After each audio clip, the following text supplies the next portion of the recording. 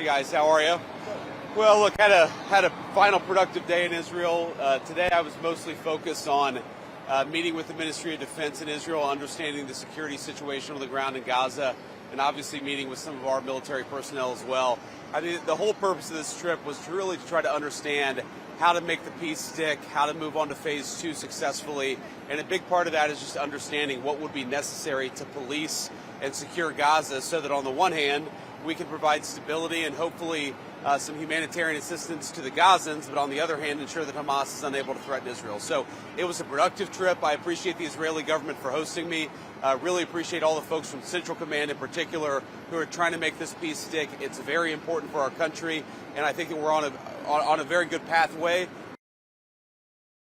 It's very early, but I do think that we've made a lot of progress in understanding what the composition of the ISF would look like and understanding what would be necessary for it to actually be effective, and then just to understand how Central Command is going to work with the troops who are going to actually be on the ground. Again, no American troops on the ground, but American troops supervising and mediating the peace, understanding what that relationship would look like. That's really what I was here to do. Well, look, our hope of the administration is that the international security force is going to now take the lead in disarming Hamas. That's going to take some time, and it's going to depend a lot on the composition of that force. There are certain countries who I expect will be quite good at it. There are other countries that can play a role, but I don't think are going to be quite as useful. But a lot of that depends on which forces actually come to bear and how we're actually able to implement this phase 2 of the peace plan.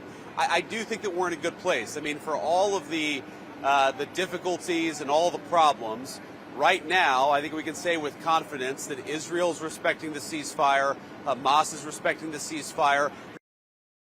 Well, I think that we could actually have tens of thousands of Gazans moving into southern Gaza, where, again, you have the Hamas-free zone in the next couple of months, and then tens of thousands beyond that. I think the hope is to rebuild Rafah over the next 2 to 3 years, and theoretically you could have 500,000 people live in a rebuilt Rafah. But again, it's going to be sequencing. You're going to have first some people, and then more, and then hopefully in a couple years, 500,000 people living in security, living in comfort, and also living in a situation where they're not threatening their Israeli neighbors. Oh, yeah, that was weird. I was sort of confused by that. Now, I actually asked somebody about it, and they told me that it was a symbolic vote, some symbolic vote to recognize or a symbolic vote to annex the West Bank. I mean, what I would say to that is when I asked about it, somebody told me that it was a political stunt, that it had no practical significance. It was purely symbolic.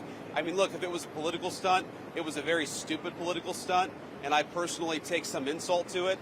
The West Bank is not going to be annexed by Israel. The policy of the Trump administration is that the West Bank will not be annexed by Israel. That will continue to be our policy. And if people want to take symbolic votes, they can do that.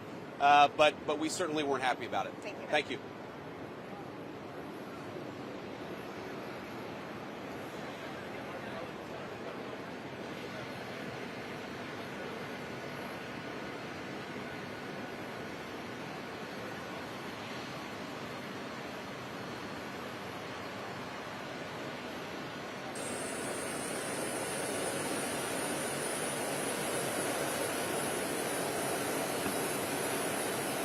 If you like this video, then like, share and subscribe to Mirror Now.